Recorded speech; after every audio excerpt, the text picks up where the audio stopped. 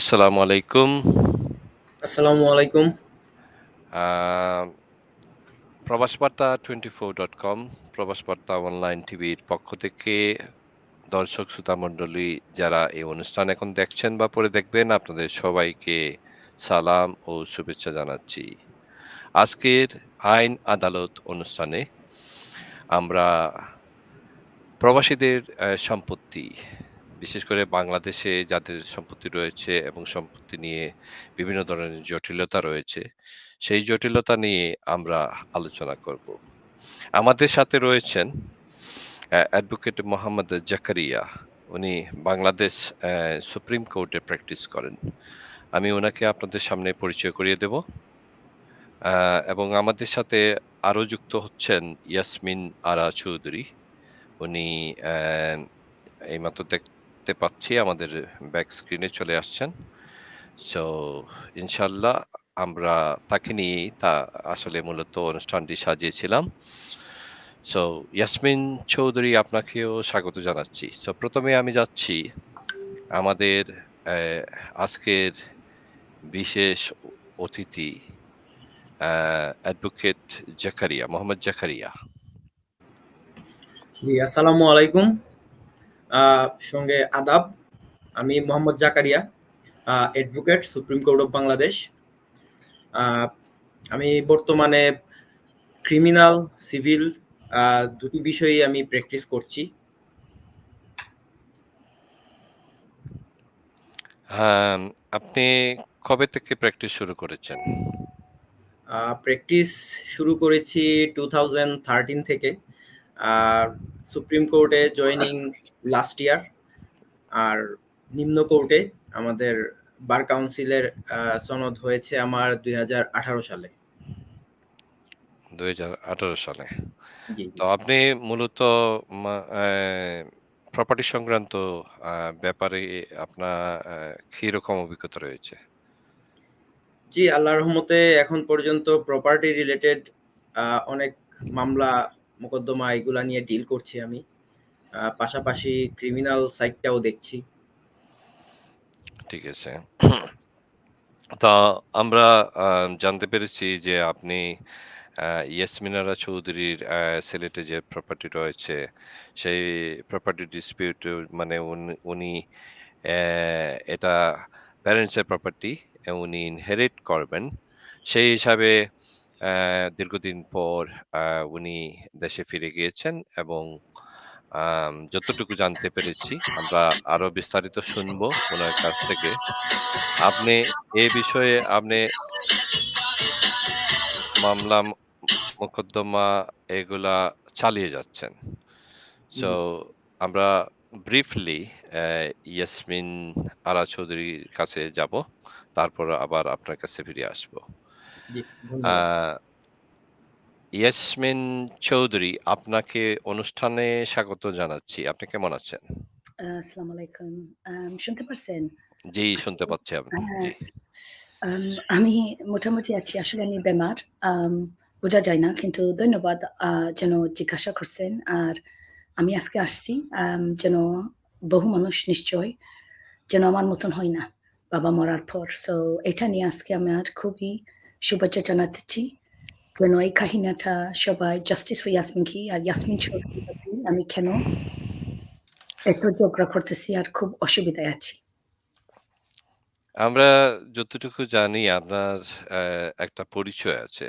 অ্যা আপনি একজন ব্রিটিশ সামাজিক উদ্যোক্তা এবং লাভ দেশ এবং এমকারিজা ফাউন্ডেশনের আপনার প্রতিষ্ঠাতা।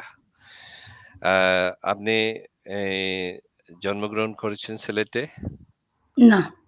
তাহলে তো আপনি আমি কোন বলি আম আপনি born in আমার সব UK? জন্ম আমার সব জন্ম লন্ডনে। আচ্ছা, আর সমস্যা হচ্ছে আমি অ্যাম বাংলা শিখছি। আমি কখনো বাংলাদেশের অ্যা পথ দিয়ে আমার কোনো ইচ্ছা ছিল না কিছু করব। আমি আসবো বিস্তারিত। তো আমি ১ম আপনার পরিবারের পরিচয়। সো আপনার হুম, বাবা আব্দুল মুকিত চৌধুরী হ্যাঁ, ও এবং মা রওশন আরা চৌধুরী। হুম, এবং আপনারা বর্তমানে আপনারা ইংল্যান্ডেই থাকেন, লন্ডনে? জি। আমরা সবার জন্ম জীবন হয়ে গেছে লন্ডনে। লন্ডনে থাকেন কিনা এখন? হ্যাঁ, লন্ডন। সো লন্ডনে থাকেন। লন্ডন। ওকে। Yeah, yeah. ভেরি ব্রিফলি আপনার মানে ফ্যামিলি ব্যাকগ্রাউন্ডটা একটু নিয়ে আসার চেষ্টা Yeah. করতেছি। So আ আমি আপনি ডিটেইলে পরে যাবেন। okay. আ আপনাদের বাংলাদেশে কোথায় সম্পত্তি রয়েছে? So বাংলাদেশে সম্পত্তি আছে আম্বরখানা, এই যে ওয়ার্ড 1, আম্বরখানায়। ওকে। আম্বরখানা, ওয়ার্ড 1 আর সুনামগঞ্জ রাস্তা শুধু আম্বরখানা পয়েন্ট থাকে এখানে বোধহয় 58 ডেসিমেল আছে আমার বাবার কেনার সম্পত্তি। 58 ডিসিমেল জায়গা। তো হ্যাঁ, ওই জায়গার মধ্যে আপনার বাসা, দোকান এগুলো রয়েছে। তাই আমার তাই নাকি? বাবা হ্যাঁ, আমার বাবার হাতে এখানে জি। আর আমাকে নিয়ে আমি আমার বাবাকে নিয়ে আমরা দোকান খুলছি, বাসা করাইছি। সো এখানে হলো একটা অ্যাসেট। ২ নম্বর অ্যাসেট হলো আলীনগর বিয়ানীবাজারে। সেখানে আমাকে বলা হইছে আমি জানি না ৪০ কিয়ারের মতন জায়গা আছে আলীনগর ইউনিয়নের পাশে বিয়ানীবাজার। ওকে? সিলেটে। আর ৩ নম্বর একটা অ্যাসেট আছে বড়বাজারে। সেখানে বোধহয় মেবি ৫ বা ৬ ডেসিমেল। এইটা নিয়ে এখনো ঝগড়া হইতেছে। কিন্তু এইটা আমার বাবাই পয়সা দিয়ে আম আমার চাচাতো বোনের বোধহয় হাত থেকে কিনে নিয়েছেন নাকি। সো এই হলো ৩ টা। এই হলো বাংলাদেশ। তারপর উনার এখতিয়ার ছিল। টাকা পয়সা ছিল যখন নিশ্চয়ই ব্যাংক অ্যাকাউন্টে। আর লন্ডনে বিশাল একটা প্রপার্টি আছে। নাজমিনস রেস্টুরেন্ট, SW18 সেখানে ৩ বেডরুম ফ্ল্যাট এবং ফ্রিহোল্ড রেস্টুরেন্ট নিচে। এইটাও ছিল। এখনো আছে। এটা আমার বাবা ভাইয়া আ আমার আপন ভাই। আমি বলতে বাধ্য ও চুরি করে নিয়ে গেছে। আর আরেকটা ছিল আমার বাবার বাসা। বাবার কিনার একটা বাসা। এইটা ওরা বিক্রি করে ফেলছে ২০১২ তে। যে জায়গা আমি বলছি না আমি চাই না এটা। ওরা জুড়ে এইটা আমার বাবার বাসা বিক্রি করে আমার মাই আধা খান পয়সা পেয়েছেন। আর তারপর আমরা যে 50% আসছিল, উনি ইসলাম অংশেই এইটা দিয়ে গেছেন। সো আমার ভাই সেখানে £১০০,০০০ পেয়েছে পুরুষ হইয়া। আপনার ভাই-বোন কয়জন? আমরা ৪ ভাই-বোন ৫ ভাই-বোন। ১ টা বোন, ১ টা ভাই, ৪ টা বোন। আর আপনারা কি আমার মা। আপনারা সবাই কি ইউকে তে থাকেন? UK থাকেন, পড়ালেখা, জন্ম সবকিছু। আমার বড় বোন নাজমিন আক্তার পারভীন, উনি একটা ব্রিটিশ সলিসিটর। সলিসিটর আমরা দেশেও বাংলাদেশের মইন্য একরকম মরি। ওকে? কি ২ নম্বর আমার ভাই এখনো উনার বউ রিমা রউফ ওরা আ লন্ডনে আছে। কিন্তু আমার ভাই আমার জানাশোনা কোনো কাজ করে না। ওর বউয়ের চিটচ্যাট প্যান্স করে একটা টেক অ্যাওয়ে। নিজে রান্ধে গড়ে এইটা ডেলিভারি করে। আমার যমজ বোন একজন আছে জাসমিন আক্তার চৌধুরী, লাকি। উনি এডুকেশনের লাইনে পড়ছে। আর ছোট বোন নাজরিন আক্তার চৌধুরী শিল্পী ও লস এঞ্জেলিস কিন্তু যখন বাবা মারা যায় ও নিখোঁজ চলে গেছে। আর বাবা মরার পর আমার বাবা আর দেখছে না ওকে ১৮ বছর। খুব দুঃখর কাহিনী। আর ও এখন চলে আসছে কিন্তু ও সম্পত্তি এখন খাইতেছে আমার বাবার। সো এই হলো আমার ভাই-বোন। খুব এডুকেটেড, খুব এডুকেটেড। আম আর সম্পত্তি বোধহয় আমি মনে করি কোটি, কোটি টাকার উপরে। আর এখনো ১৯ বছর হয়ে গেছে আমার বাবার মারা গেছেন ২০০৪ এখনো আমি অংশ পাই না বাংলাদেশে, আপনি লন্ডনে। আপনি অ্যা এই সম্পত্তি পান না বলতে আরেকটু যদি খুলে বলেন। কারণ দর্শকরা তো জানে না। আ এই প্রোগ্রামটা যারা দেখবে পরে যে আপনি আপনি কি কতটুকু আপনি দাবি করছেন বা কতটুকু আপনি পেতে পারেন? যদি একটু আপনাকে কি আ সম্পূর্ণ মানে বঞ্চিত করা হয়েছে কিনা সে ব্যাপারে হ্যাঁ, যদি একটু তো খুলে আমাকে বলেন। বঞ্চিত করা হয়েছে। বঞ্চিত করা হয়েছে যেদিন থাকি আমি ঘুম থেকে আমি মনে করি একরকম শুয়ে ছিলাম। একরকম এইটা আমি গোপন রাখছে। যখন আমি ওদের কাহিনী বা আমি দেখছি আমার সম্পত্তি নিয়ে ওরা দিতে চায় না। আর আমি ফ্রডের এম এম প্রমাণ পেয়েছি। বা আমি দেখছি আমার ভাইয়ে চুরি নিয়ে গেছে নাজমিন রেস্টুরেন্ট। এই দিন ২০১২ থেকে আমাকে বঞ্চিত করা হইছে। আর ১৫ এমন বঞ্চিত করছে আপনাকে কি শুধু বঞ্চিত করা হয়েছে নাকি আপনার সাথে যারা আরো যে ৩ জন বোন, আপনারা তো ৪ বোন ১ ভাই। হ্যাঁ, হ্যাঁ, তো বাকি যে বোনরা আছেন, উনারা হুম, কি সম্পত্তিতে ভাগ পেয়েছেন? না, উনারাও পান নাই? না। কিন্তু ওরা আমার পরিবারের সাথে সাপোর্ট আছে। কারণ ওরা একদম ব্রেইন ওয়াশ হয়ে গেছে। আর ওরা বসে আছে আর কিছু বলে না। সো যখন আমি ওদেরকে প্রমাণ দেখাইছি, বলছি যেন আমার মা, বনি জামাই, এনামুল হক চৌধুরী, ও আমার চাচাতো ভাই আমার বড় বোনকে বিয়ে করছে। হু, ওর হু, তো কোনো পড়ালেখা নাই। ওর তো কিছু ছিল না। ও আমার বোনকে বিয়ে করছে পাসপোর্টের জন্য। হু, হু, ওরা প্রেম করে আমার বাবাই কক্ষনো আর কেন আমি এটা বেহির করতে হবে? কারণ আমার বাবাই সবসময় বলছেন, আত্মীয়র মাধ্যমে কক্ষনো শাদী হবে না, উনার হু, হু। মেয়েরা। কারণ জি। আমাদের খুব কষ্ট করে ওরা পড়ালেখাইছেন। আপনি বুঝতে হবেন। আমার এদের পড়ালেখা হইছে ৩০ বছর আগে। হু, হু। বুঝতেছেন? ৩০ জি। বছর আগে বেশি সিলেটি মেয়েরা পড়ালেখা ছিল না। হু, হু, বোধহয় আমার বড় বোনও ১ম এ বাংলাদেশের বা ইউকে এর মাধ্যমে ১ম এ মরি হইছে। খুব কষ্ট করে। ১ম হু, না, হু, না কয়েকজন। সো যখন বিয়ে-শাদী হয়ে গেছিল, হুম। আমার বাবাই ওদের বিয়ার পরে খুব কান্দিছেন। আর বলছেন, "একদিন আমাকে মেরে চলে যাব।" এখন এই কাহিনী আমি কি বলি, উনি যখন মারা যায় ২০০৪ আমার বড় বোনের সাথে কোনো কথা ছিল না। আমার বনি জামাই এনামুল হক চাচাতো ভাইয়ের সাথে কোনো কথা ছিল না। কারণ এনামে বিয়ার পরে আমার বাবাকে নির্মতি একটা ব্যবসা খুলে এখানে চিটিং করিয়ে আর আমার বাবাকে বেহির করিয়ে দিয়েছে। আমার বাবা টাকা নিয়ে ও নির্মতি করছে আর তখন আমার বাবাকে বেহির করে ফেলছে। আর আমার ভাই খুব কান্দিছেন। সো যদিও আমার বাবার মরার আগে কেউ বেশি কিছু নিতে পারছে না। কারণ আমার বাবা জীবিত ছিলেন। সময় হয়ে গেছে ২০০৪ হঠাৎ করে উনি মারা যান বাংলাদেশে। আমার মা ছিলেন বিদেশ। আর আমার মনে আছে এখন মার্ডার একটা ইনভেস্টিগেশন চলতেছে আমার বাবাকে নিয়ে। কারণ যদিও বাবা মরে গেছেন ২০০৪ আর ১৯ বছর চলতেছে। কিন্তু সাথে, সাথে আমি তো মা-পক্ষ ছিলাম। আমি তো পরিবার-পক্ষ ছিলাম। আমার এই জ্ঞানও নাই যেন কখনো আমার ভাই, মা, বোন, বনি জামাই সবাই একসাথে syndicate করে বাবার টাকা সম্পত্তি খাইবো। কারণ ওরা তো বলে ওরা খুব, খুব পরেজগার, নমাজ, আ রোজা। সো এই হলো সমস্যা। আর এখন স্ট্যাটাসটা কি? ২০২২ এ আমি যখন আসছি, কারণ ১৫ ওরা আমাকে শেষমেষ বঞ্চিত করে ফেলছে।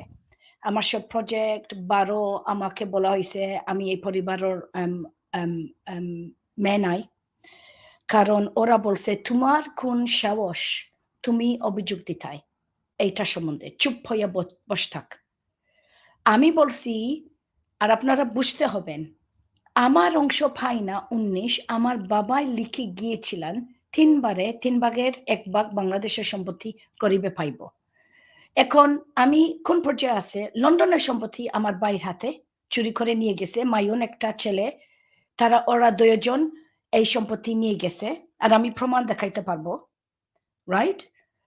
২ নম্বর বাংলাদেশ যখন আমাকে বঞ্চিত করা হয়েছিল ২০১৫ তে। ১৫ থাকি ২২ পর্যন্ত আমার মা, ভাই, বনি জামাইকে দিয়ে এনামুল হক ও সারা সম্পত্তি খাইছে ওরা সবাই। আর সাথে ওদের সাথে কে আর আসছিল? আমার চাচাতো ভাইরা, বোনেরা। সবাই খাইছে ৭ বছরে। সো আপনারা বোধহয় জিজ্ঞাসা করতে পারবেন, "আগে তুমি কেন বললাই না?" কিন্তু আমি কেন বলব? কারণ আমি লোভী না। আমার বাবা মারা গেছেন ২০০৪ আমি নিজে ধন সম্পত্তি করছি। আমার মা-বাবা ১ পয়সাও আমাকে দেয় না। এই যে বাসা লন্ডন আমি আসছি, এই বাসা আমার হাতের কেনার বাসা। সো সমস্যা হয়ে গেছে ২০২২ এ এসে আমি পেয়েছি, শুনছি করোনার সময় আমার বনি জামাই সারা দখলে ছিল। আস্ত সম্পত্তি। বাড়ি দখলও, আম্বরখানা দখলও, নাজমুল চৌধুরী আমার ভাই দখলও লন্ডনের সম্পত্তি। আর আমরা মেয়ে কিছু পাই না। আর ওরা কি করে? আঁকতা, আঁকতা দেখবেন বলবো সবাইকে, "ও আমরা পয়সা দিতেছি, অংশ দিতেছি।" কিন্তু দেখবেন ওরা সারা দখল। ২২০০ এসে আমি এইটা অ্যাকশন নিয়েছি। আর এই অ্যাকশন নিবার জন্য আ একটা ঘটনা হয়ে গেছে খুব গোপন। পরিবার একজন খুব খারাপ জিনিস করছে আমার উপরে। এইটা জিডি করার পর থেকে আমাকে ৪ টা ভুয়া মামলা। আর ১ বছরের জন্য আমি এটা খুব কষ্ট পেয়েছি। ওরা আমাকে হুমকি দিয়েছে, আমাকে পিটানি হয়েছে বাংলাদেশে। আমার বাবার সন্ত্রাসী এসে ওরা সন্ত্রাসী ব্যবহার করিয়া আমার বাবার গেট কেটে ফেলছে। এর জন্য আমরা সব জিনিস আছে justiceforyasmin.com এ। সো এই হলো যদিও কঠিন কাহিনী। ফ্যাক্ট হলো বাবা মারা গেছে। বাবা মরার পর থেকেই এই ঝামেলা।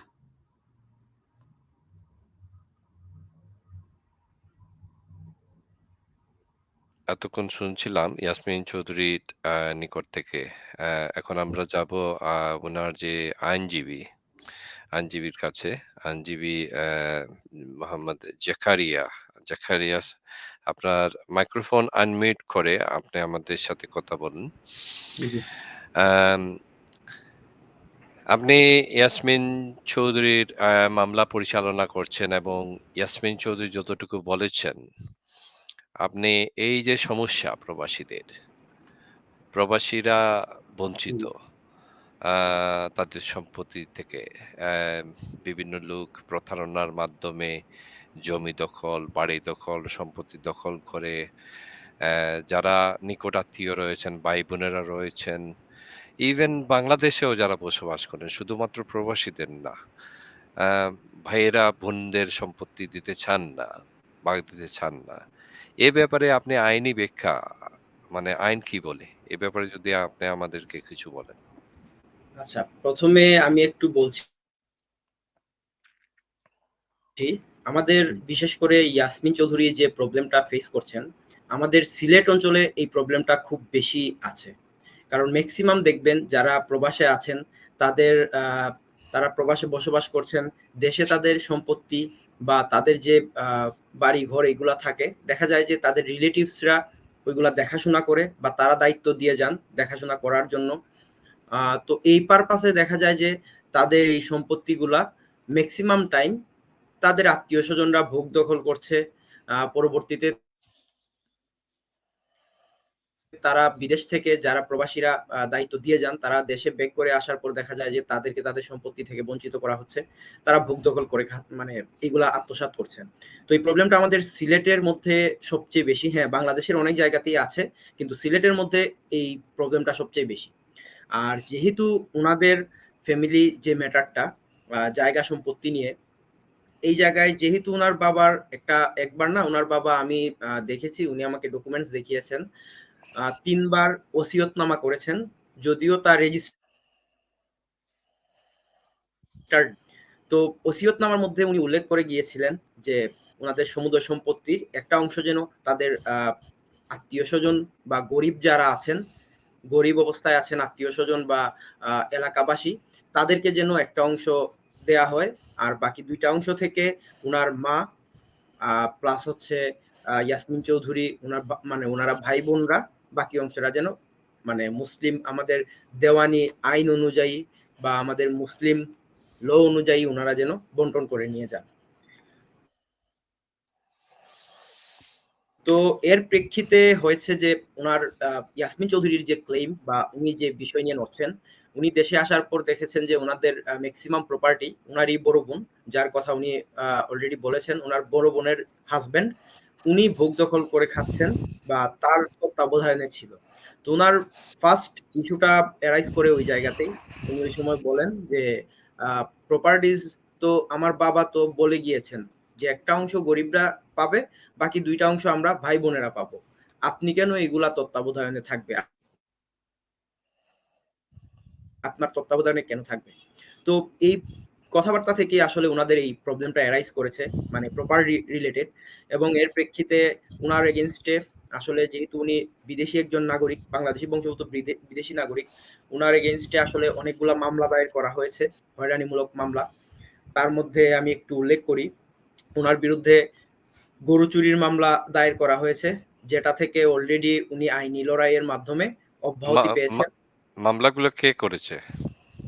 আ গরু চুরির মামলাটা করিয়েছে উনার বড় বোনের হাসব্যান্ড। উনি উনার আপন ভাইয়ের দ্বারা এবাদুল হক চৌধুরী উনার মাধ্যমে গরু চুরির মামলাটা দায়ের করেছিলেন এবং যেটার মধ্যে উনি আইনি লড়াইয়ের মাধ্যমে অব্যাহতি পেয়েছেন। তারপর উনার উপর রং চুরির একটা মামলা দায়ের করা হয়, উনার এবং উনার মেয়ে। উনার মেয়েও কিন্তু ব্রিটিশ সিটিজেন। সে লন্ডনে পড়াশোনা করে। বাংলাদেশে ছোট থাকতে এসেছিল, সে বাংলা ভালোভাবে জানেই না বা বাংলাদেশের কালচার বা প্রেক্ষাপট কেমন চলছে এগুলা সম্পর্কেও সে জানে না। এই রং চুরির মামলার মধ্যে ইয়াসমিন চৌধুরী এবং উনার মেয়েকে একিউজড করে মামলা দায়ের করা হয়। এই মামলাটারও ফাইনাল রিপোর্ট চলে এসেছে এবং উনারা খালাস পেয়েছেন। তারপর ওনাদের বিরুদ্ধে আরেকটা মামলা দায়ের করা আছে সাইবার ট্রাইব্যুনালে। ওইটার মধ্যে ইয়াসমিন চৌধুরী এবং উনার মেয়ে আম্বার চৌধুরী, যে কিনা আসলে বাংলাদেশে তার আসা যাওয়া ছোট কালে সেই সব ঘটনার সময় বা এইসব সম্পর্কে সে আসলে জানতো না। তার বিরুদ্ধে ও সাইবার ট্রাইব্যুনালে মামলা করা হয়েছে। এই মামলাটা তদন্তে আছে, পিবিআই এর কাছে তদন্তাধীন অবস্থায় আছে। এছাড়া আরেকটা মামলা দায়ের করা হয়েছিল ইয়াসমিন চৌধুরীর উপর 145, এটা দায়ের করেছিলেন এনামুল হক চৌধুরী। ওই মামলাটাও বর্তমানে নথিজাত হয়ে গিয়েছে এবং কোর্ট থেকে আদেশ এসেছে যে আপনারা আদালতে গিয়ে মামলা দায়ের করুন। এই হচ্ছে ওনার পারিপার্শ্বিক অবস্থা। মানে ওনাকে হ্যারাস করার জন্য বিভিন্ন ধরনের মামলা মোকদ্দমা বারবার মিথ্যাভাবে দায়ের করা হয়েছে, ওনার উপর অ্যাটাকও করা হয়েছে। কিন্তু আসলে যেহেতু উনারা সম্ভ্রান্ত একটা পরিবারের সন্তান, সো ইয়াসমিন চৌধুরী নিজেও চায় না যে উনার ভাই বোন বা উনার পরিবারের মানুষরা যেন কোর্টে আসে। উনি চাচ্ছিলেন যে এটা যেন সবাই মিলে বসে। উনি অনেকের কাছে গিয়েছেন, উনার যে বাড়ির ওই জায়গায় মুরব্বিয়ানরা যারা ছিল তাদের কাছে উনি গেছেন। তো উনি চাচ্ছেন যে কোর্টে না গিয়ে, আমরা যেহেতু সম্ভ্রান্ত পরিবার, এগুলা কোর্টে গেলে আমাদেরও পরিবারের মানহানি হবে, তো আমরা কোর্টের বাইরে বসে আমরা এগুলা যদি সবাই মিলে, ফ্যামিলির মানুষ যেহেতু, সবাই আমরা ডিসকাস করে বিষয়টা সর্ট আউট করতে পারি তাহলে আমাদের জন্য ভালো। এবং উনাদের যেহেতু বিদেশে উনাদের বসবাস, উনার ম্যাক্সিমাম ভাই বোনেরা, সো উনারা well known about ADR process. তো ইয়াসমিন চৌধুরী নিজেও চেয়েছেন বহুবার যে এডিআর প্রসেসের মাধ্যমে আমরা কোর্টের বাইরে এটা নিষ্পত্তি করি, যেহেতু আমাদের বাবা একটা ডিরেকশন দিয়ে গিয়েছেন যে সম্পত্তিটা কিভাবে বন্টন করা হবে। সো আমার মৃত বাবার কথা অনুযায়ী আমরা যেন সম্পত্তিটা বন্টন করি, কিন্তু তাদের মধ্যে আসলে এই বিষয়টা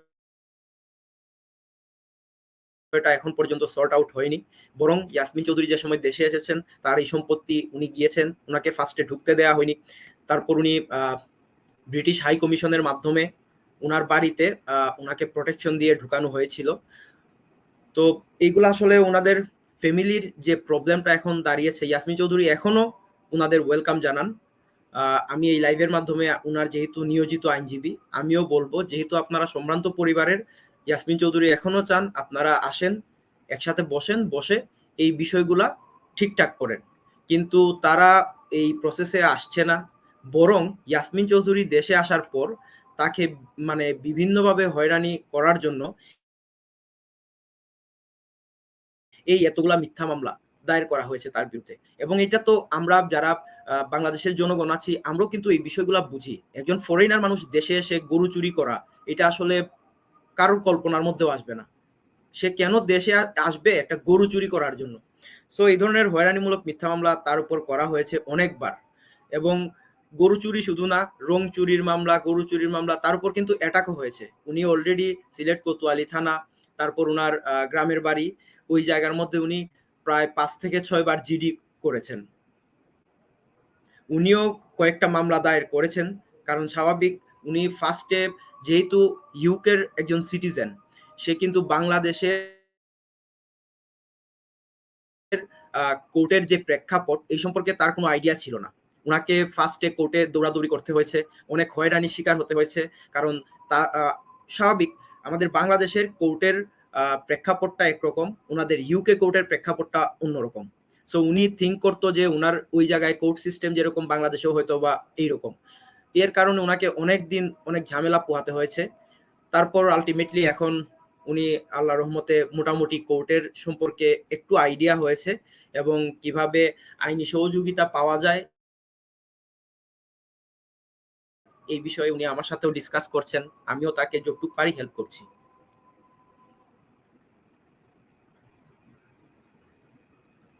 আপনার মেবি মিউট করা। একটু আনমিউট করে প্রশ্নটা করবেন। আ আপনি আপনার কথার মধ্যে ১ম এ বলেছিলেন যে ওসিয়তনামা ৩ বার করেছেন। ওসিয়তনামা সম্পর্কে যদিও ওসিয়তনামা রেজিস্টার্ড না থাকে, তাহলে এক্ষেত্রে বাংলাদেশে কি ধরনের আইন রয়েছে যে সম্পত্তি বন্টনের ব্যাপারে বিশেষ করে? আপনার আনরেজিস্টার্ড ওসিয়তনামা কি আচ্ছা, কোর্টে গ্রহণযোগ্য? ওসিয়তনামাটা আচ্ছা, ওসিয়তনামাটা যদি রেজিস্টার্ড হতো, ওই ক্ষেত্রে কিন্তু এটা কোর্টের মধ্যে গ্রহণযোগ্যতা বেশি থাকতো আইন অনুযায়ী। আর যেহেতু ওসিয়তনামাটা রেজিস্টার্ড না, উনার বাবা উনার পার্সোনাল ডায়েরিতে, উনার বাবার যে পার্সোনাল ডায়েরি ছিল এটার মধ্যে উনি ডেট সহ ৩ বার উল্লেখ করে সবকিছু লিখে গিয়েছেন। সো এই ক্ষেত্রে এটার ঐরকম ভ্যালু কোর্টে না থাকলেও যেহেতু এটা একটা ডকুমেন্টস, সো কোর্ট অবশ্যই এটা একটু বিবেচনায় নিবেন। আ এখন এই ক্ষেত্রে যেহেতু ওসিয়তনামা রেজিস্টার্ড না, এখন ইয়াসমিন চৌধুরী কি যে দাবি করছেন, উনার একটা অভিযোগের মধ্যে রয়েছে যে উনার বাবাকে মেরে ফেলা হয়েছে, হত্যা করা হয়েছে। জি। আ আরেকটা হচ্ছে যে উনি আ উনার যে পৈতৃক সম্পত্তি থেকে বঞ্চিত হচ্ছেন। উনি কি উনার যে অংশটা ও ও বাই বাই যে যতটুকু পাবে উনি কি ও উনার যে ৪ বোন রয়েছে সমানভাবে পাবেন? না এই ব্যাপারে আইন কি বলে? আচ্ছা। এই বিষয়ে আসলে হচ্ছে কি, যদি উনার বাবার ওসিয়তনামাটা ঐরকমভাবে কোর্টের কাছে গ্রান্টেড নাও হয়, তারপরও আমাদের দেশের প্রচলিত দেওয়ানি আইন অনুযায়ী তারা তাদের অংশ কিন্তু পাবে। এই অংশ থেকে তাদের বঞ্চিত করার কোনো সুযোগ নেই। যেহেতু তার একজন ভাই আছে, তার মা জীবিত আছে এবং তারা বোনরা আছে। সো এটা আমাদের দেওয়ানি আইন অনুযায়ী তাদের যে অংশ আইনে বলা আছে, স্পেসিফিক ভাবেই বলা আছে কে কতটুকু অংশ পাবে এবং মুসলিম আইনেও আমাদের এই জিনিসগুলা উল্লেখ করা আছে। ওই অনুযায়ী উনারা পাবেন। তবে এই ক্ষেত্রে তাদেরকে অবশ্যই ইয়াসমিন চৌধুরী হোক বা উনার অন্যান্য বোন বা ভাই হোক, তাদেরকে কোর্টের কাছে যেতে হবে। কোর্টের কাছে গিয়ে যেটা আমাদের দেশে প্রচলিত বাটোয়ারা মামলা, বাটোয়ারা মামলাটা তাদের দায়ের করতে হবে এবং এই বাটোয়ারা মামলা দায়ের করার পর কোর্ট উভয় পক্ষের শুনানি শেষে কোর্ট আদেশ দিয়ে দিবেন যে কার কতটুকু অংশ বা কিভাবে পাবে। তো এই বাটোয়ারা মামলা কি করা হয়েছে? বাটোয়ারা মামলাটা এখনো উনি দায়ের করেনি। এটার প্রসেসিং চলছে। কারণ উনাদের সম্পত্তি কিন্তু অনেক। প্রায় ১০০ কোটির উপরে হবে, ১০০ কোটি টাকার উপরে উনার বাবার সম্পত্তি। উনাদের সিলেট শহরে প্লাস হচ্ছে উনাদের বাড়ির যে সম্পত্তিগুলা এগুলা মিলিয়ে। তো এগুলার কাগজপত্র কিন্তু উঠাতে হবে ওইভাবেই। তো অনেক সম্পত্তি যেহেতু এর জন্য কাগজপত্র উনি উঠাচ্ছেন। উঠানোর পর উনি খুব শীঘ্রই আ বাটোয়ারা মামলাটা দায়ের করবেন। এবং এর জন্য উনি অলরেডি পাওয়ার অফ অ্যাটর্নিও দিয়ে গিয়েছেন। যেহেতু উনি লন্ডনে গিয়েছেন বর্তমানে। চলে আসবেন উনি খুব শীঘ্রই। তো পাওয়ার অফ অ্যাটর্নিও দেয়া আছে। যদি ইমার্জেন্সি হয় যে খুব তাড়াতাড়ি মানে ডকুমেন্টস গুলা পাওয়া যায়, তারপর উনি এটা মামলাটা দায়ের করবেন আরকি। বাটোয়ারা মামলা। আমরা এতক্ষণ শুনছিলেন প্রবাসীদের সম্পত্তি বিশেষ করে আমাদের যে সিলেট অঞ্চলের, সিলেট জেলার আ প্রবাসীরা যেহেতু বেশিরভাগ প্রবাসী যুক্তরাজ্যে থাকেন এবং তাদের যে সম্পত্তি যেগুলা বাসা, বাড়ি, দোকানপাট, জায়গা জমি এগুলা আত্মীয়স্বজনদের কাছে দিয়ে আসেন। তারপরে গিয়ে নিজে মালিক হয়ে মালিকানা পান না বা সম্পত্তির নিয়ে বিভিন্ন ধরনের মামলা, হামলা অ্যা এবং বিভিন্ন জটিলতা এবং শেষ পর্যন্ত প্রবাসীরা আ নিরাশ হয়ে আবার বিলেতের মাটিতে ফিরে আসেন। এটা যেহেতু আমরা বিভিন্ন সময় লেখালেখি করি, তথ্যগুলো সংগ্রহ করি। আমি এই ব্যাপারে আম বাংলাদেশীদের নিয়ে একটি প্রজেক্টও করেছিলাম, গবেষণামূলক প্রজেক্ট। প্রায় ৫ থেকে ৭ বছর আমার এই গবেষণার কাজ আমি চালিয়েছিলাম। সবাই করেন কিন্তু দেশের টানে, মাটির টানে মানুষ যায়, দেশে যায়, ফিরে যায়। বারবার যায় জন্মভূমিতে কিছু করার জন্য। আ এখন কিন্তু এই ডাইমেনশনটা চেঞ্জ হয়ে যাচ্ছে আস্তে, আস্তে। আমাদের নেক্সট জেনারেশন আর বাংলাদেশে ফিরে যাবে না। এই যে সমস্যা আমাদের সামনে, আমি জেনারেলি টক করতেছি। যে আমার বাবা করেছিলেন বলে আমি বাংলাদেশে যাচ্ছি। আমাদেরও সম্পত্তি বাংলাদেশে রয়েছে। এগুলা লুক আফটার করার জন্য আমাদের ইয়াসমিন চৌধুরীর মতো আমারও সমস্যা রয়েছে। এবং ইয়াসমিন চৌধুরীর শুধু একার সমস্যা নয়, আরো হাজারো পরিবারের সমস্যা রয়েছে। অনেকে কিন্তু আ এইসব আ আ এইসব আপনার জায়গা জমি বিক্রি করে দিচ্ছেন। বিক্রি করে এখানে নিয়ে আসছেন। এতে সার্বিকভাবে আমাদের কি সমাজের ক্ষতি হচ্ছে না? আপনি এই ব্যাপারে কি মনে করেন? আচ্ছা, আপনার মাইক আসলে জি, জি, আপনি যে কথাটা বলেছেন খুবই ইম্পোর্টেন্ট একটা কথা। আমাদের যারা প্রবাসীরা আছেন, প্লাস যারা বিদেশে থাকেন, তাদের জন্য এটা খুবই প্রবলেমের একটা বিষয়। বর্তমান আসলে আপনি যেটা বললেন, এটা আ নেক্সট জেনারেশন, যেমন আমি এখন উদাহরণ হিসেবে আমি বলি, ইয়াসমিন চৌধুরীর আ সন্তান হচ্ছে একজন। উনার মেয়ে আম্বার চৌধুরী। আম্বার চৌধুরী বাংলাদেশে এসেছে ছোট থাকতে। বড় হওয়ার পর সে বাংলাদেশে আসেনি। হয়তোবা সামনে আসতো। কিন্তু তার বাংলাদেশের প্রতি একটা ব্যাড ইমপ্যাক্ট পড়েছে। কারণ সে যখন ইংল্যান্ডে বসে শুনল যে তার বিরুদ্ধে চুরির মামলা দায়ের করা হয়েছে, সে খুব নার্ভাস হয়ে গিয়েছিল। কারণ স্বাভাবিক সে অ্যাডাল্ট হলেও বয়স অনেক কম, 21। তো সে ফার্স্ট এ বাংলাদেশে আসতে চায়নি। সে ভাবছিল যে আমি তো কোনো সময় কোর্ট ফেস করিনি বা জেল বা পুলিশ এগুলো আমি কোনো সময় ফেস করিনি, সে ভয়ে ছিল। তো এক পর্যায়ে ইয়াসমিন চৌধুরী উনি আমাকে বললেন, আমি তার সাথে কথা বললাম, তাকে বুঝিয়ে বললাম যে তোমার বিরুদ্ধে এই অ্যালিগেশন গুলো আছে। এইগুলাতে জামিন পাওয়ার সম্ভাবনা কতটুকু বা কিভাবে তোমাকে আইনি সহায়তা দিব। এইসব অনেক জিনিস তাকে বলার পর সে কনভিন্সড হয়ে দেশে এসেছে। আসার পর কোর্টে হাজির হয়ে তার জামিনও মঞ্জুর করা হয়। পরবর্তীতে তো এই মামলায় সে অব্যাহতিও পায়। কিন্তু এই যে উনার নেক্সট জেনারেশন, যে কারণে আমি কথাগুলা বললাম, ইয়াসমিন চৌধুরীর যে নেক্সট জেনারেশন আম্বার চৌধুরী, তার কিন্তু দেশের প্রতি একটা অন্যরকম মাইন্ডসেট হয়েছে। যে সে ভাবছে যে দেশের মানুষ এইরকম, তারা আমাকে হয়রানি করেছে। তো সে কিন্তু যদি হয়তোবা মুখে বলবে, কিন্তু তাকে যদি মন থেকে জিজ্ঞেস করা হয়, সে কিন্তু কখনোই বাংলাদেশের প্রতি তার ঐরকম একটা আসার ইচ্ছা থাকবে না। তো এই ক্ষেত্রে আমি বলব কি, আমাদের বর্তমান সরকার কিন্তু কিছু স্টেপ নিয়েছেন।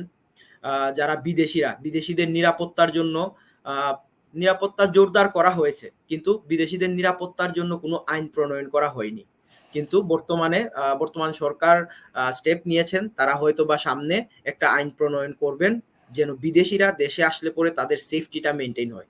বর্তমানে যেসব জায়গায় সেফটি দেয়া হচ্ছে, এগুলা হচ্ছে আপনার বাংলাদেশে ঢাকায় অবস্থিত যে দূতাবাসগুলা আছে, ওই এরিয়াগুলা, এয়ারপোর্ট, মানে যেসব জায়গার মধ্যে বিদেশীদের সমাগম বেশি হয়, ওইসব জায়গায় সেফটি মেইনটেইন করা হচ্ছে। কিন্তু এছাড়াও এই যেমন ইয়াসমিন চৌধুরী বা উনার মতো অনেকেই সিলেটে আসছে বা যাচ্ছে, তাদের প্রোটেকশন বা তাদের নিরাপত্তার জন্য কিন্তু এখন পর্যন্ত ঐরকম আইন প্রণয়ন করা হয়নি। কিন্তু আশা করছি সামনে হয়তোবা সরকার যেহেতু স্টেপ নিয়েছেন, ইতিমধ্যে কয়েকটা পত্র-পত্রিকায়ও এসেছে যে গভর্নমেন্ট এটা নিয়ে চিন্তা করছেন যে সামনে তারা হয়তোবা একটি আইন প্রণয়ন করবেন যেন প্রবাসীদের নিরাপত্তা নিশ্চিত করা যায়। আমাদের তো প্রবাসী কল্যাণ মন্ত্রণালয় রয়েছে। এই মন্ত্রণালয়ের কি কাজ? এই মন্ত্রণালয় তো প্রবাসীদের প্রোটেকশন দেওয়ার ব্যাপারে বিভিন্ন ধরনের আইন প্রণয়ন করার কথা। কিন্তু আদৌ কি আচ্ছা, তারা করতে পেরেছে? একটা প্রবাসী মন্ত্রণালয় থাকার পরেও এই প্রবাসী কল্যাণ মন্ত্রণালয় তো আগে ছিল না। কিন্তু এটা প্রবাসীদের দাবি উঠেছিল যে আমাদের জন্য আলাদা একটা মন্ত্রণালয় চাই। কিন্তু প্রবাসী কল্যাণ মন্ত্রণালয় তো করা হলো। কিন্তু আমরা যারা প্রবাসী আছি আমরা তো আদৌ কোনো বেনিফিট পাচ্ছি না। আপনি যে নিরাপত্তার কথা বললেন জি, বিমানবন্দরে, আমি নিজে আসার সময় আমার ল্যাপটপের ব্যাগ ওয়েটে দিতে হয়েছিল। এটা কোন দেশের নিয়ম? আমাকে ১ ঘন্টা হয়রানি করা হয়েছে উসমানী আন্তর্জাতিক বিমানবন্দরে। আমি একজন সাংবাদিক, একজন লেখক পরিচয় দেওয়ার পরও আমাকে আচ্ছা। হয়রানি প্রবাসী এখানে কল্যাণ হ্যাঁ, জি, আমাকে বলা হয়েছে ডিজিএফআই এর লুক আছে, এই আছে, সেই আছে। আমি বললাম, "এগুলা আমাকে দেখাও কেন? ডিজিএফআই রিপোর্ট নিবো। আমি তো এখানে অন্যায় করতেছি না। আমি তো সারা বিশ্বে ট্রাভেলিং করি। কিন্তু বাংলাদেশে আসলে আমার ল্যাপটপের ব্যাগ ওয়েটে দিতে হবে। এটা তো সারপ্রাইজ।" হ্যাঁ, আবারও চাচ্ছে বোধহয় আমাদের সাথে যুক্ত হওয়ার জন্য বাংলাদেশ থেকে। ওকে, উইল টক অ্যাবাউট ইট। এখন আমরা ফিরে যাচ্ছি ইয়াসমিন চৌধুরীর কাছে আবার। ইয়াসমিন চৌধুরী, আমরা অনেক কথা শুনেছি আপনার আইনজীবীর কাছ থেকে। এখন আপনার কাছ থেকে আরো শুনবো। আপনি কি আরো কিছু এড করতে চান? আপনার মাইক আনমিউট করেন। সো ধন্যবাদ। খুব সুন্দর আলোচনা চলতেছে। আমার কয়েকটা জিনিস বলার খুব দরকার। আর দেখবেন আমার মেয়ে এখন জয়েন করতেছে, আম্বার চৌধুরী খেই। ১ম এ আমি এটা ছাড়ব না। মরার পর্যন্ত আমি ছাড়ব না। আমার উপরেও বেশি কষ্ট হয়েছে। আজকে আমি বেঁচে আছি কারণ আমার আইনজীবীরা খুব ট্যালেন্টেড, খুব এক্সেলেন্ট। ২ নম্বর, আমি খুব মোটিভেশন যেন আমার মতন যেন হয়েছে, যেন আর কেউ এইরকম কষ্ট পায় না। কারণ সমস্যা হইছে বাংলাদেশ ঠিক আছে। বাংলাদেশ মানুষও ভালো আছে। কিন্তু দেখবেন প্রায় সব দেশেও খারাপ মানুষের হাতে পাওয়ার হইয়া আর পয়সা হইয়া সমাজটা নষ্ট হয়ে যায়। আমার পরিবার ঠিক না। আমার পরিবার ক্রিমিনাল। ওরা যদি এই কাজ করতো না, আজকে আমার কোনো প্রয়োজন এই সাক্ষাৎ দেওয়ার? নো। ২ নম্বর, আমি বুঝলাম না কোরআন শরীফ মুসলমানরা আমার পরিবারের মতন ওরা এইটা সম্মান করে না কেন? কারণ আইনজীবী হোক, আম বাবাই রেজিস্ট্রেটেড, একটা জিনিস কোরআনও লেখা আছে বা মেয়েদের অংশ আছে। আর একটা জিনিস আমি বলি, সবাই আসলে একটা জিনিস জানে না। আমি আমার বাবার দৌলতকে আমি সহ্য করছি পয়সা দিয়ে। আমি আরেকবার বলি, আমারা যে মহিলা, আমার বাবাই আমাকে ২০ টা ছেলের মতন রাখছেন। আমি রুজি করিয়া আমার বাবাকে দিয়েছি। আর এই কাহিনী এখনো কেউ বেশি জানে না। যেন লন্ডনে এখন মহিলা আমরা একদম পুরুষের মতন চাকরি করিয়া মা-বাবারকে আমরা পয়সা দিয়েছিলাম। সো যখন মানুষে বলে এই সম্পত্তি, এখন আমি আরো ধরিয়া রাখবো। কারণ আগে আমার কোনো চাহিদা ছিল না। কিন্তু যে জায়গায় আমি দেখছি আমি ছোট বয়স থাকি আমাকে কাজ করাইছে ওরা ১২ বছরে। জানেন? শ্রমিক হিসাবে। আমি একটা গার্মেন্টসের শ্রমিক ছিলাম ১২ বছরে। আমার মা-বাবার জন্য। এইটা তো কেউ জানে না। আর ওরা কি করে? আমার মা-বাবা, যদিও আমার বাবার মায়া আছে, উনি কিন্তু এই খারাপ কাম করছেন ২ জন। বাংলাদেশে এসে দেখবেন মা-বাবা নিজের বাচ্চাদেরকে ফেলে ওরা সম্পত্তি তুলতেছে।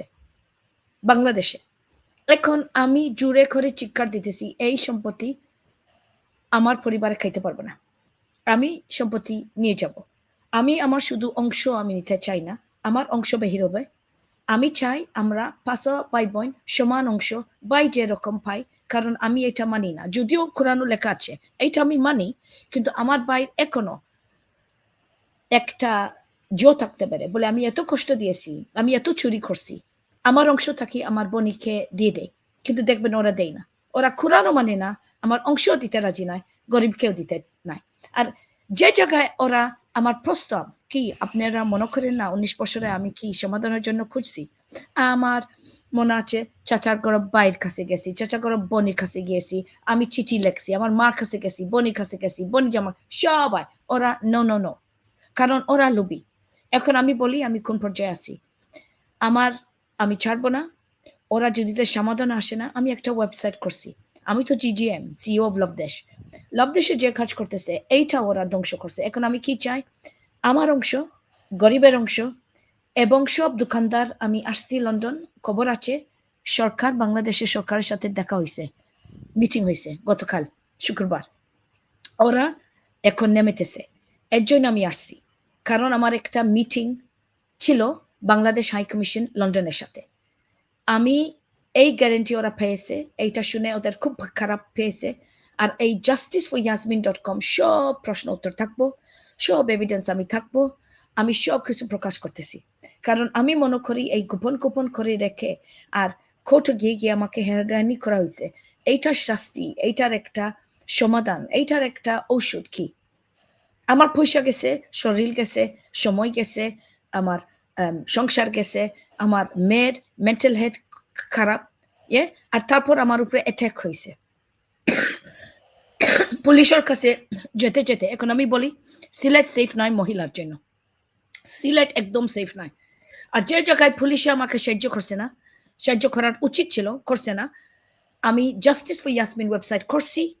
বাংলাদেশ হাই কমিশন লন্ডনে এখন নেমেতেছে আর আমি ফিরে আসতেছি যেন সব দোকানদাররা আমি বেহির করব কারণ আমি আরো একটা জিনিস বলি কি কি আমার হয়েছে ওরা তো বুয়া মামলা করছে আপনি জানেন আমার নিজের বনি জামে আমাকে পিঠা দিয়েছে সিএনজি ড্রাইভারের সামনে আর সেই সময় আমার একটা ছেলে ছিল পিএস ববি পুরা আমাকে পিঠা দিয়েছে আর আমার ভিডিও আছে ও বলতেছে আজকে তোরে আমি কি শেষ করব আর ওই ভিডিও আমার হাতে আমি এখনো প্রকাশ করি না এইটা আমি পুলিশকে দেখাইছি পুলিশে কি তদন্ত বলে না এখানে বেশি কিছু হয় না 2 নম্বর চেয়ারম্যান শিশু আলীনগর ইউনিয়নে ওনার অফিসে আমার হামলা হয়েছে প্রায় 10-15 মানুষ আমাকে এসে হামলা করছে কারণ চেয়ারম্যান শিশুর কাছে কি গিয়েছিলাম না জি হয় আলীনগরের চেয়ারম্যান শিশু সব কিছু জানেন উনি আমাকে সাহায্য করছেন না 3 নম্বর কাউন্সিলর হাদি আমার নিজের কাউন্সিলর বাংলাদেশে যদি আমার এনআইডি নাই উনি জানেন উনি সাহায্য করছেন না তারপর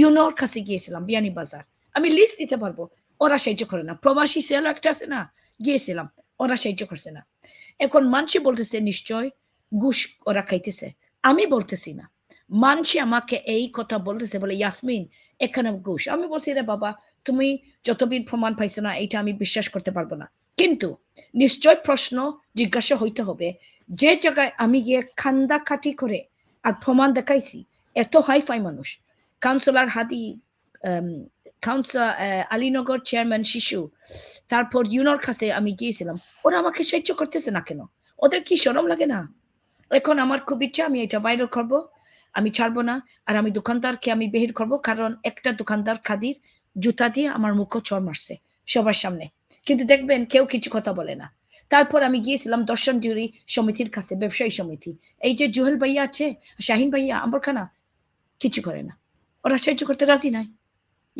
রাজি নাই আমি বুঝলাম না বহু চেষ্টা করছি আর যখন আমি বলি আমি সমাধান চাই ওদেরকে নিয়ে আসো ওরা আমাকে বলছে তোমার পরিবার বেশি যন্ত্রণা আমরা এখানে ঢুকতে পারবো না সো এর জন্য আমি এইটা সাকসিড হবে বাংলাদেশ সরকার এখন নেমেছে আর আমার মেয়ের উপরে যে কষ্ট আমি এখন জরিমানা খুঁজতেছি আপনি কি মনে করেন যে আমি শুধু আমার অংশ নিয়ে এখন আমি খুশি হবে 19 বছরের পরে আজকে আমি জিজ্ঞাসা করি আপনার বাবার এই যে অবস্থা হয়েছে আমার বাবার এইটার দাম কত এইটার সমাধান কি আমার বাবাকে ওরা আমি এনজিও একটা করছি আমাকে ওনার নামে 2015 আমার মা ভাই বোন বনি জামাই এনাম তারপর বাড়ির দিকে ফয়সাল আহমদ চৌধুরী ওরা সবাই আমার এনজিও ধ্বংস করছে আমার বাবার নামে আমার এখন যদি আমার ওয়েবসাইট একটা আছে justiceforyasmin.com সব প্রকাশ আমি করতেছি সেখানে গিয়ে দেখবেন আমি প্রমাণ দেখাইতেছি যেন কেমন ভাবে ওরা হাইজ্যাক করছে তারপর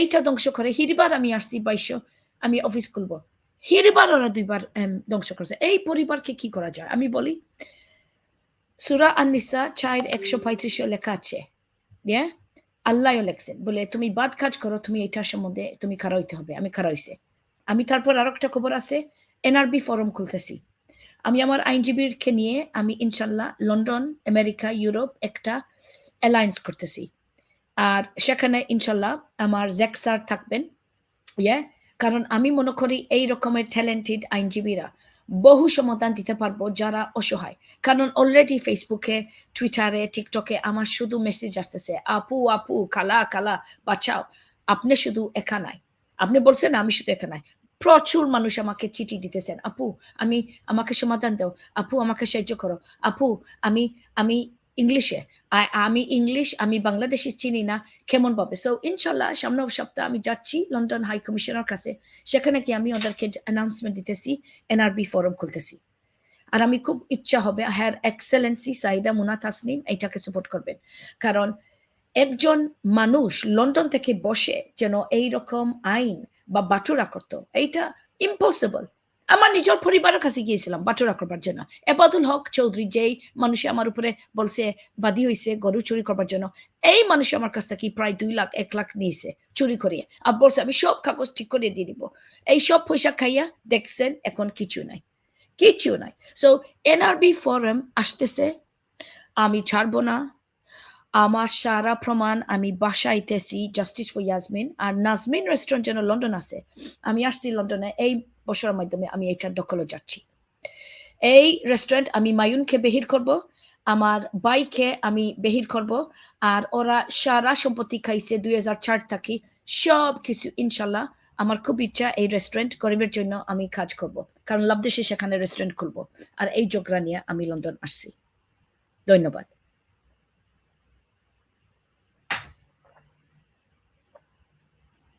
মাইক ভাইয়া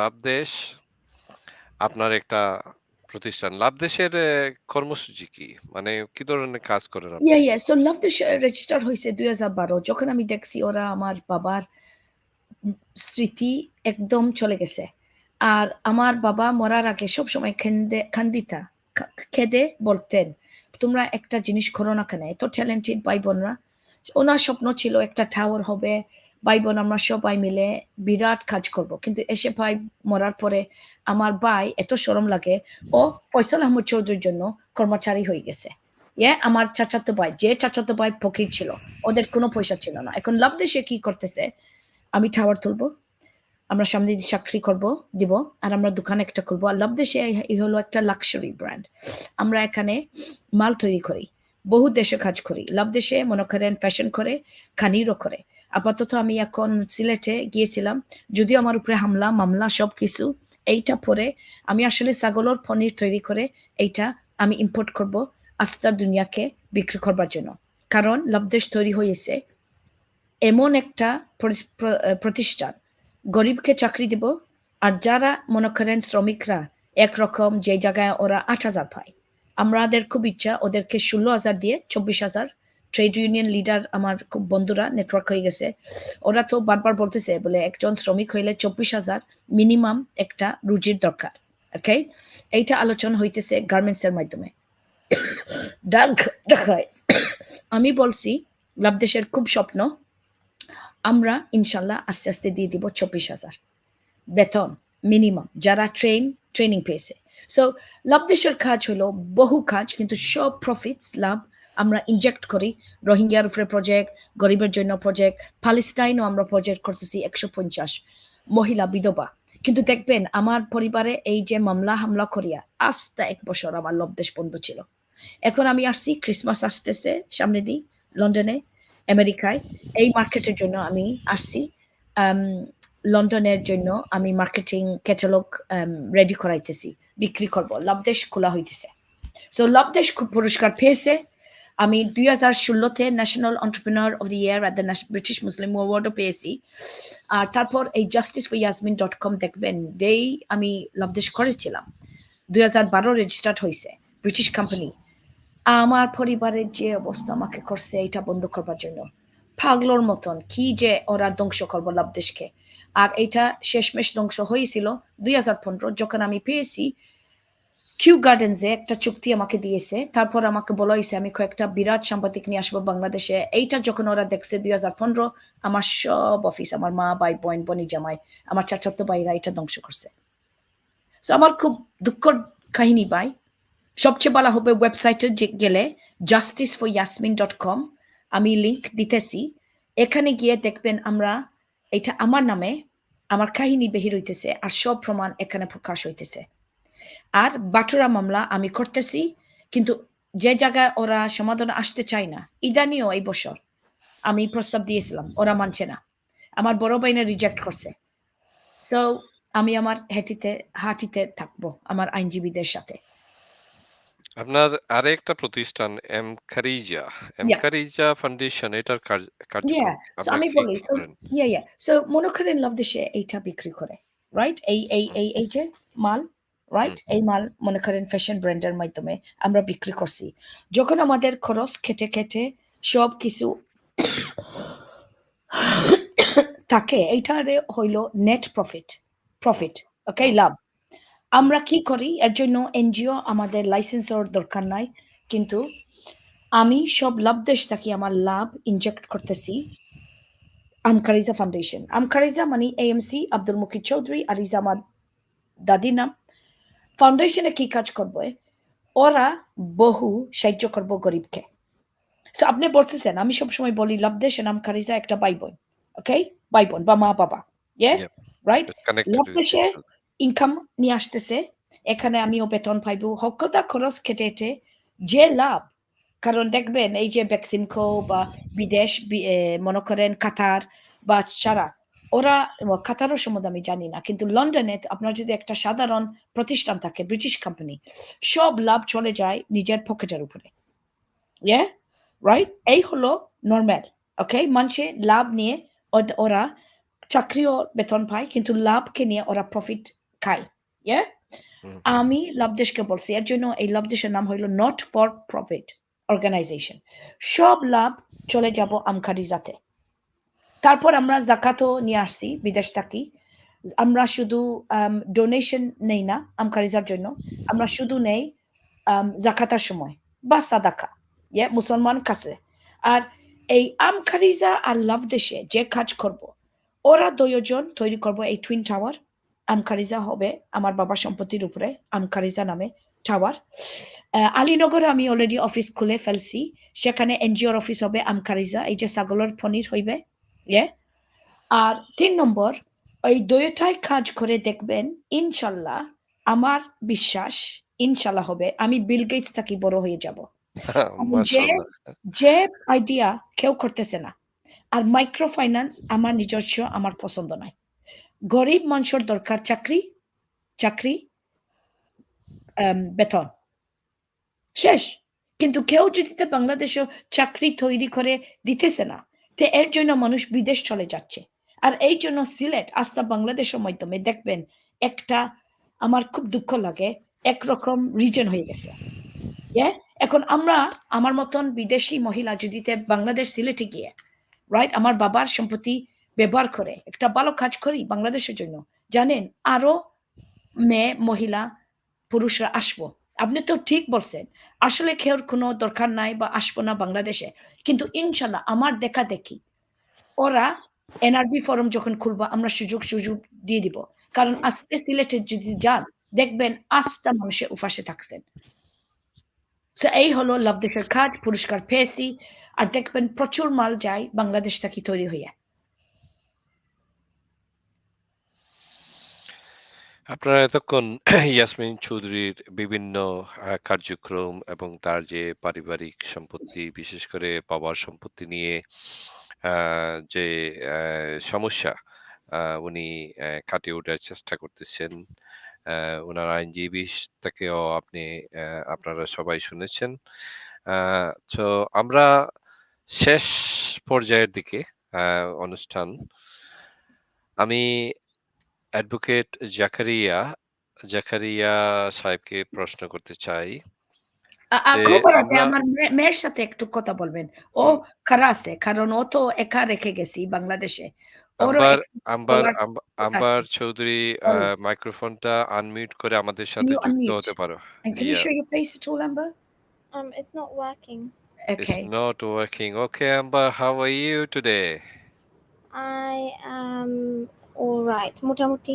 মোটামুটি ভালো আছো নানি ওকে তোমার আম্মা তোমার তো ইয়া গেছেন গিয়েছিলেন জি তাই না এখন লন্ডন আর আমি বাংলাদেশ একা একা কিলা লাগে ভালো লাগে না একটু ভালো লাগে না তোমার মামরে মিস করে নানি জি ওকে ঠিক আছে ভাই সো বাংলাদেশ সম্পর্কে তোমার যে এক্সপেরিয়েন্স যেটা হইছে সো এটারে তুমি কিলা আমরারে কইবানি share করবানি how did you find it about the conflict of various harassment you've been facing so can you tell us a little bit about your experience in Bangladesh dealing with the legal issues English হইতাম না English and Bangla or whichever way you feel comfortable okay me and my mom have faced a lot of harassment online or face to face you know it's got to the point where we have people nearly every day attacking us or bullying us online and it's really unfair and it's not right because we're trying to get justice for what has happened to us and people obviously don't agree with us or they're trying to stop us from what we are doing Okay. Anything else you want to add to support your mom initiative? What she is trying to do, especially the charity work and the businesses. আমার আমার 10 বছর time লাভ dash করি লাইছি I think 2012 love dash হয়ে গেছে so since for 10 years she's been trying to help um, Bangladesh and help all the poor people and all the artisans of Bangladesh get the recognition that they deserve and to try and boost Bangladesh for people to visit. So we've been trying to do that for 10 years. And she does a lot of charity work with Amkariza Foundation Ase. Okay. That as well she's been doing. So yeah. Oh. Yeah. I believe you were a student at the university. What course you've been doing? Business management, marketing, BSc honors, BSc honors. Are you in the first year or second year? final. Final Final year. Okay. So the situation you are in now, are you having any sort of like difficulties in studying or continuing G studying? ইয়া কিন্তু আমি আমার সারা পড়ালেখা online কিন্তু আমি এখন Bangladesh so আমি আমার university London আছে আমি এখন আমি যাইতে পারতো না Okay. so একটু কষ্ট তোমার কি তা কেস রয়েছে নি বাংলাদেশও? একটা রইছে সাইবার ক্রাইম আছে কিন্তু রঙ মামলা আমি how do you say it, mommy? Discharge Discharge, yeah. So এটা ব্যাপারে তোমার যে উকিল আছেন জাকারিয়া অ্যাডভোকেট যে আছেন তাই তোমারে হেল্প করবা and আমার মেসেজ হইলো to you that don't be scared আমরা যতক্ষণ পারি আমরা ইয়ে থাকিয়া will try to put the support you need Thank you. তোমার moral support যেটা দরকার তুমি you are very young and Bangladesh সম্পর্কে তোমার যে ব্যাড এক্সপিরিয়েন্স হইছে আমরা আশা করবো যে তোমার লাখান আর সিমিলার সিচুয়েশনও যাতে আর কেউ না পড়েন এটা খুবই দুঃখজনক এবং আমরা লাগে খুবই লজ্জাজনক আপনারা এই যে ইয়াসমিন চৌধুরীর মেয়ের কাছ থেকে যে কয়েকটা কথা শুনলা তাই যদিও মানে ব্রিটেন তখন কিন্তু মার লগে লগে তাকিয়া মারে সাপোর্ট করিয়া বাকা এখন মাত বাংলায় মাত্তা পাররা এটাও তার লাগি একটা বড় অর্জন জেলা মায়ে চেষ্টা করছেন বাংলা শিকার লাগি এখন তার মেয়েরও শিখাইছেন তো আসলে হয়েছে কি আমরা কানেক্টিভিটি দরকার দেশের লগে এবং দেশের যে সমস্যা যেগুলো আছে আমরা এই সমস্যা থেকে বারোই হওয়া উচিত এবং আমরা এই যে প্রপার্টি ম্যানেজমেন্টও লাগিয়ে আরো প্রপার স্ট্রাকচার দরকার যারা স্টেট এজেন্ট আছে ইউকের মধ্যে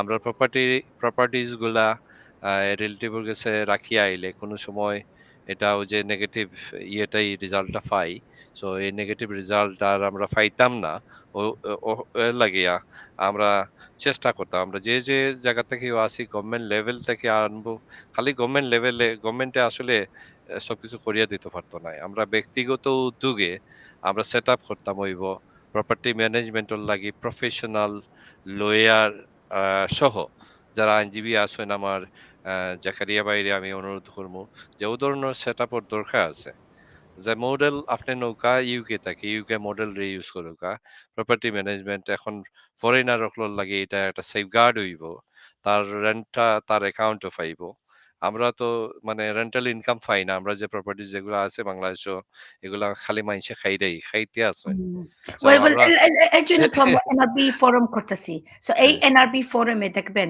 সব আইনজীবী সার্ভিস সব কনসালটেন্সির মতন মানুষ যদিতে খুব কষ্টে আছেন আমাদের কাছে যদিতে উকিলের দরকার এনআরবি ফোরাম ওকে এটার ওয়েবসাইট বোধহয় হয়ে গেছে nrbforum.org আর সেখানে দরকার হলে আমার আইনজীবীকে পাওয়া যায় আর আরেকটা জিনিস আমরা বোধহয় ডিসেম্বরে একটা সেমিনার করতেছি এইটা নিয়ে শুধু সম্প্রতি নয় কিন্তু যারা এনআরবিরা লন্ডনে আমার খুব ইচ্ছা একটা সেমিনার করব ইনশাল্লাহ আপনার দাওয়াত রইলো আমার জাকারিয়া স্যার জানি না কেমন ভাবে কিন্তু ওকে লন্ডন নিয়ে আসার খুবই প্রয়োজন কারণ মুখে আমি ইনশাআল্লাহ। জানি বহু মানুষ এসে কোয়েশ্চেন প্যানেল হবে। জি, বুঝতেছেন? আর অবশ্যই। আমি এটা আরম্ভ করব, বলব আমার কি হয়ে গেছে। আর এই সেমিনারের কাজ হবে যেন আরো মানুষ সাহায্য পায়। ওকে? সো ইনশাআল্লাহ। দোয়া করবেন কারণ আমরা তো বাংলাদেশ হাই কমিশনও যাচ্ছি সামনের সোমবার। ওদের সাথে গতকাল কথা হইছে। উনারা খুবই আমাদেরকে সাহায্য এখন করতেছেন। কিন্তু এনআরবি ফোরাম করলে ইনশাআল্লাহ ওরাও সাপোর্ট দিলে দেখবেন যে অবস্থা বা যে অসুবিধা আপনি পাইতেছেন সামনে দিয়ে এটা একটু কমবে।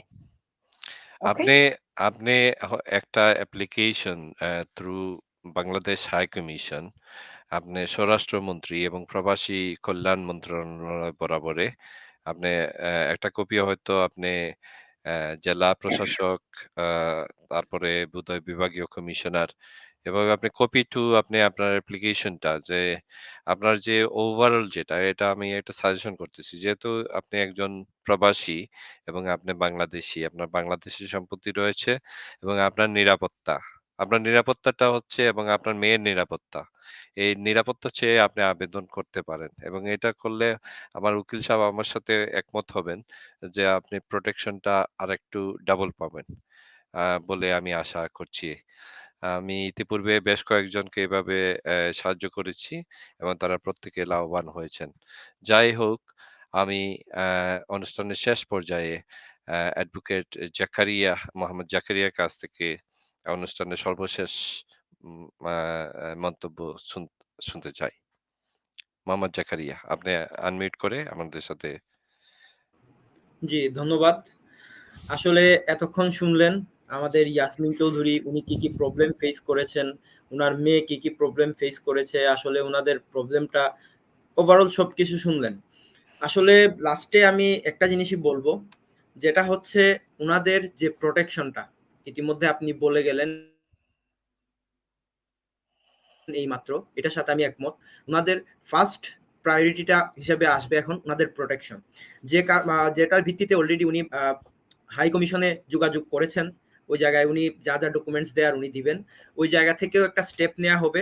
আর যদি ওই জায়গা থেকে স্টেপ নেয়ার পরও আমরা প্রয়োজন মনে করি, তাহলে আমরা উনার নামে মানে উনার প্রোটেকশনের জন্য আমরা উচ্চ আদালতে একটা রিট পিটিশন দায়ের করতে পারবো। আর এগুলার মাধ্যমে উনার সেফটিটা আগে নিশ্চিত করার পর, যেহেতু ফ্যামিলির এই জায়গা সম্পত্তি নিয়ে বিষয়টা ঝামেলার,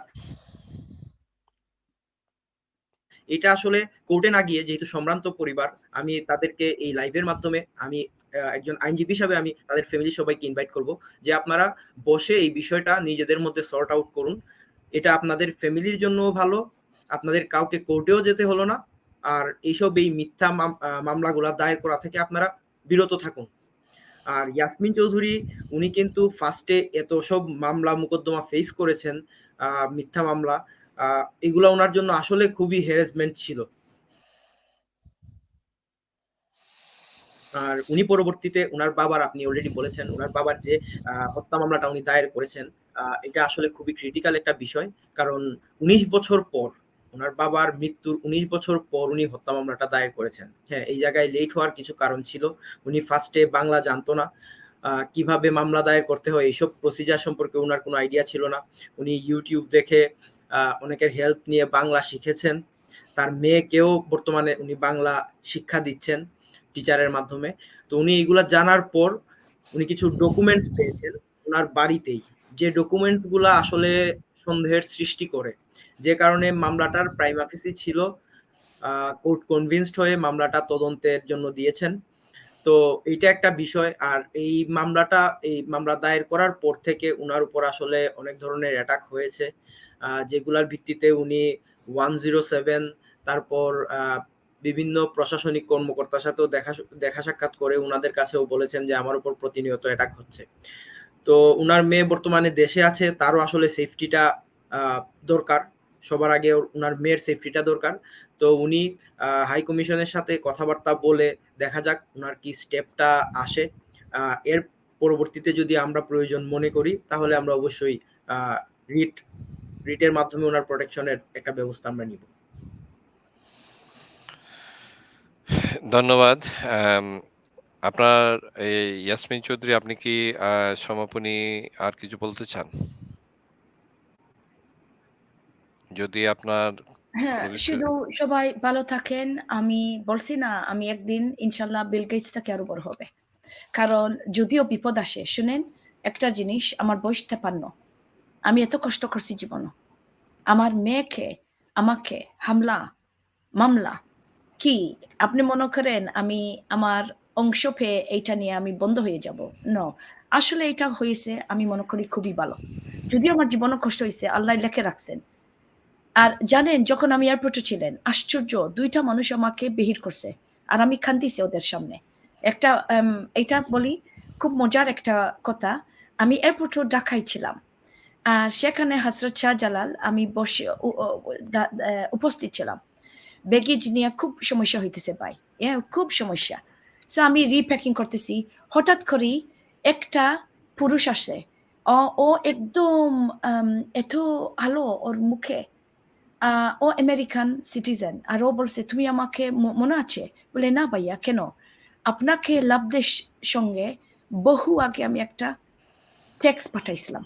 আপনার সব কাজ দেখি আমি গিয়ে আমার হুজুরকে বলছি। ওরা খুব পরেজগার, খুবই ধর্মাইক।" আর আমি বলছি, "তাই না?" বলে, "হ্যাঁ, হ্যাঁ। আপনি জানেন, আপনি বন্ধ হবেন না। আমার বউ দেখছেন সব খবর আপনি ফলো করতেছেন। আল্লাহ বলছেন আল গরিবের পাশে তুমি দাঁড়াইয়া রাখো। দেখবা এনে আমি কি করতে পারি। আপনি কক্ষনো বন্ধ করবেন না। আপনি আগেন। আগে যান, আগে যান।" আমি দেখে আমার কে জানে? চোখের হুম। পানি চলে আসছে। কারণ ও বলছে, "আমি আপনাকে টেক্সট পাঠাইছি। এত সুন্দর কাজ আপনার দেখে আমি আপনাকে পাঠাইছি।" বলে, "ওয়েল ডান।" তারপর আরেকটা ছেলে বেহির হইছে। যখন আমি ঢাকা এয়ারপোর্টে আসছি, সিলেট থাকি। ও আমার বাড়িতে শুধু এইরকম চাইতেছে। ইয়ে আর এইরকম হাসতেছে আর বই লাগতেছে। আমি দেখছি ও চিন্তা করছে আমি আসবো, হেলো বলবো নাকি? কারণ প্রচুর মানুষ এসে আমাকে তো এখন চিনে। আপনার ছবি নিবো, আপনি একটু আমাকে ছবি দিয়ে দেন। আমি এটা পছন্দ করি না। কিন্তু এই ছেলে তারপর হেঁটে আমি এইরকম ডাকতেছি। বলে, "কি হইছে? তুমি আমার বাড়ি চাইতেছো?" বলে, "সরি, সরি বইন।" কিন্তু জানেন যখন আপনি পুরস্কার পাইন ২০১৬ ব্রিটিশ মুসলিম অ্যাওয়ার্ডও আমি এই অনুষ্ঠানে ছিলাম। সো দেখছেন আল্লাহ আমাকে সাহায্য পাঠাইতেছেন। আর আমি বলছি আমি খুব অসহায়, আমার পয়সাও বেশি নাই। কিন্তু দেখবেন ইনশাআল্লাহ আমি একদিন আমার দিন আসবো। এই দিন আজকে না, এই দিন কালকেও না। কিন্তু আমার টিম সুন্দর, আইনজীবীরা আছে এক্সেলেন্ট। আপনারা আছেন আর আল্লাহর দোয়া আছে। আর আমি জানি আমার শরীর, আমার নিয়ত খুব পরিষ্কার। আর এই পরিষ্কার যতবিল আমি আছি, ইনশাআল্লাহ আমি এটা রেজাল্ট পাবো। আর দোয়া করবেন যেন আমি নাজমিন রেস্টুরেন্ট লন্ডনে আপনাদের দাওয়াত আসতো। কারণ এইটা আমি দখলে যাচ্ছি। আর ওদেরকে আমি বেহির করে দিব। কারণ এখানে লাভদেশ রেস্টুরেন্ট খোলা হবে। ওকে? ধন্যবাদ। এ আল্লাহ হাফেজ।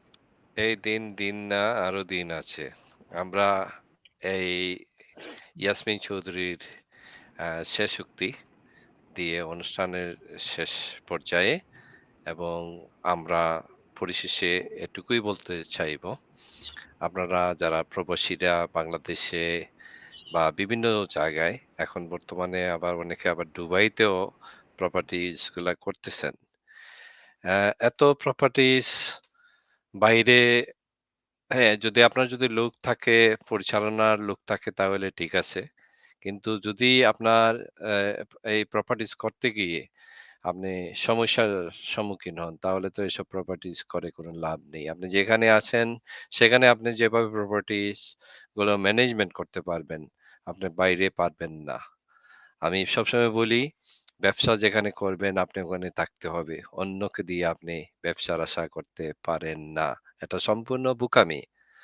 আমরা এই বোকামির থেকে আমাদের নিজেকে আরেকটু চতুর হতে হবে, সতর্ক হতে হবে। আমরা আম যারা সহজ সরলভাবে আমরা মনে করি যে ওকে ঠিক আছে আমার ভাই আছে, ভাইয়ের কাছে প্রপার্টিজ দিয়ে আসলাম। কিন্তু সে তো আপনার আপনাকে সেভাবে মূল্যায়ন করবে না যে আপনার কষ্টের টাকা দিয়ে হয়তো এই প্রপার্টিটা আপনি করেছেন। যারা বুক বিলাসী করছে তারা তো আরাম-আয়েশে আছে। তারা বুক করছে আপনার প্রপার্টিজ গুলা, সম্পত্তিগুলা স্বাচ্ছন্দ্যে তারা আ থাকছে সেখানে এবং সেখান থেকে অর্জিত অর্থ দিয়ে তারা চলছে। তবে আমরা চাই না যে প্রবাসী হোক, বাংলাদেশী হোক, কোনো ভাই হোক আর বোন হোক, প্রপার্টিজ সম্পত্তি নিয়ে মা-বাবার সম্পত্তি এটা কিভাবে বুঝাবো? আমি ইয়াসমিন চৌধুরীর সাথে সহমর্মিতা প্রকাশ করে আজকের এই অনুষ্ঠানটা সাজিয়েছিলাম। যদি আপনাদের ভালো লাগে তাহলে শেয়ার করবেন, অন্যদেরকে দেখতে দিবেন এবং সতর্ক থাকবেন। প্রয়োজনে আইনের সাহায্য নিবেন। আইনজীবীরা রয়েছেন, যথার্থ আপনাকে সাহায্য করার চেষ্টা করবেন। জাকারিয়া ভাই, আপনি আ আমাদের সাথে সংযুক্ত হয়ে সময় দেওয়ার জন্য আপনাকে অশেষ ধন্যবাদ। ইয়াসমিন চৌধুরী, আপনাকেও ধন্যবাদ এবং আ ইয়াসমিন চৌধুরীর মেয়ে আম্বার চৌধুরীকেও ধন্যবাদ। আপনারা সবাই ভালো থাকুন, সুস্থ থাকুন। আল্লাহ হাফিজ। আল্লাহ হাফিজ। জি, প্রবাস বার্তা আপনাকেও